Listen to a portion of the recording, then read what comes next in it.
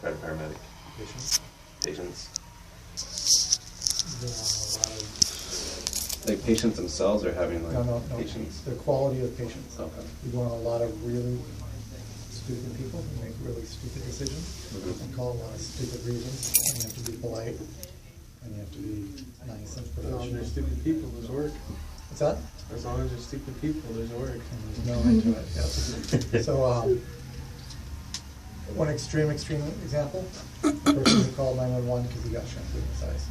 Shampoo. And his eyes hurt. Can't read directions. Okay, yeah. You know, you can't say what you want to say to those things. Yesterday, I wasn't on this one, but somebody was at Queen of the Valley, and they got tired of waiting in the waiting room. They went outside and faked a fall to see if we could take them through the waiting room and direct them inside. We learn that kind of stuff. So unfortunately, you have to have patience. You cannot say what you want. Oh wow.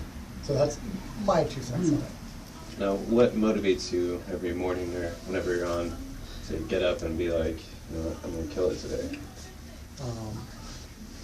The few calls that we do get, there are the real calls.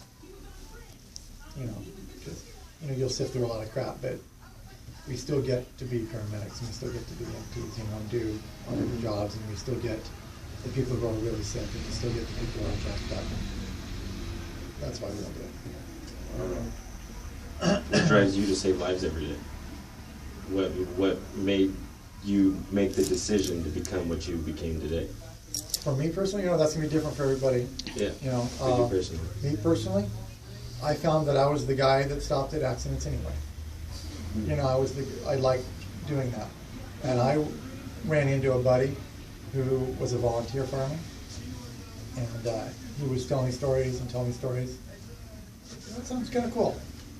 How do I sign up? And then, so I signed up. I got accepted as a volunteer out in Riverside County. And on the very first day of our academy, we started off on the medical portion. At the end of the first day, I was like, dude, I should have done this years ago. I like this. This is cool. I'm going to do it. How many years have you been doing this?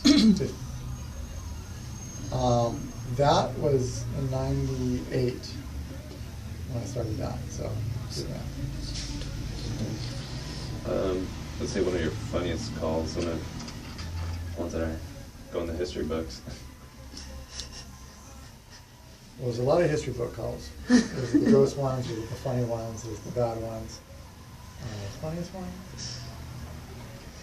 One that you remembered vividly. Maybe enjoy. Probably pops into your mind first. Well, those aren't going to be the funny ones. Those are going to be the gross ones.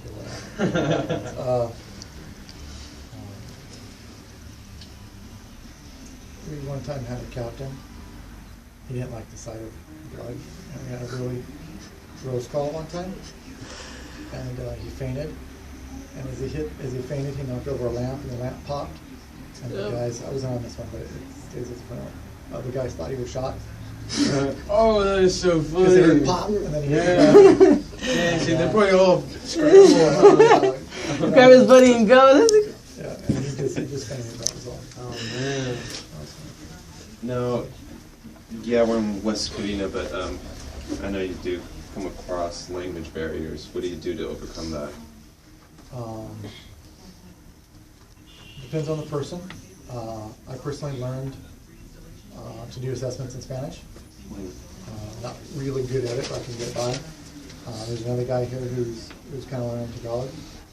Tagalog? Tagalog.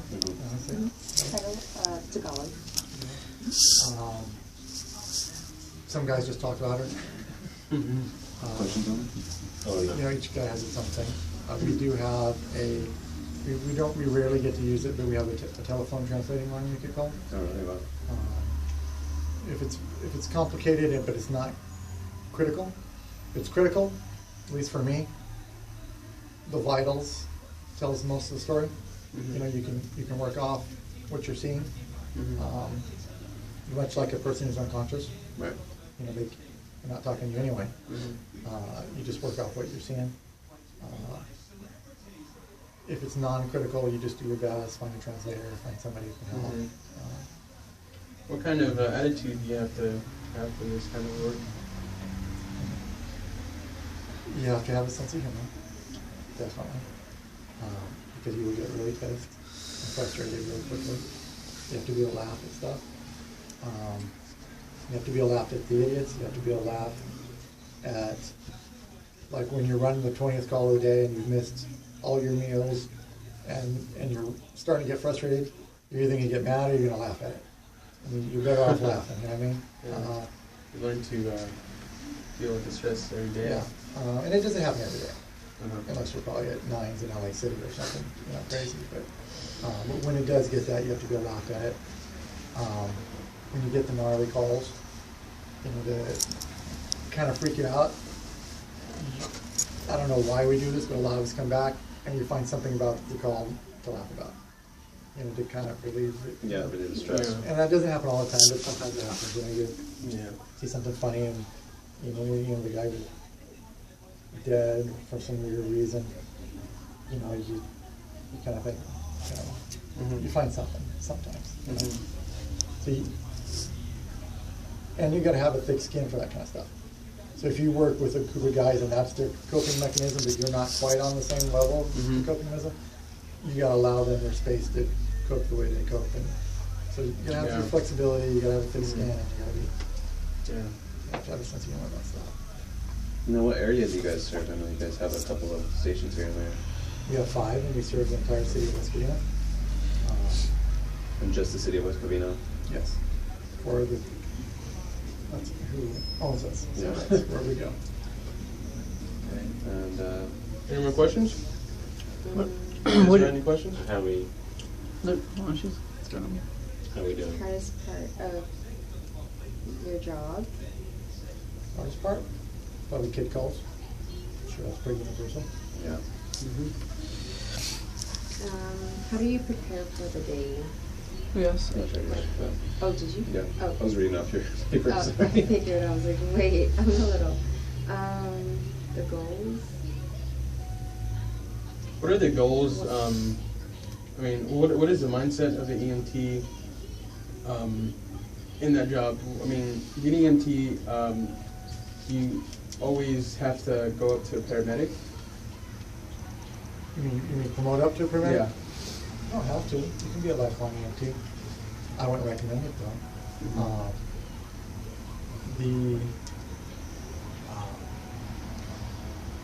If depends on your motivations. If you're just becoming an EMT so you can be a fireman, so you can have days off and get a cool boat, then your motivations are selfish, and you're not going to want to improve and be the best you can be. If you're here to help people and you really enjoy making people whose life sucks really bad right now, making it better and helping them out, then you're always going to want to be your best. And that means keep learning. And if you're an EMT, then you learn to be a paramedic. If you're a paramedic, and you keep improving your skills. And you're taking more classes. You're always working to become better. When you get a call that's crazy and it messes with your mind, you go to the doctors or you research it when you come back and you're like, what was that? I thought he was this and I thought he was that. But the medicine, the Narcan didn't work or this or that. You figure out why. So then the next time you see that, you're sharper and you're better. So lifelong learning, huh? Yes, definitely. Cool. I think that's all the questions we have for right now. Could we take a look around? I can give you a quick little tour. This is our oldest station.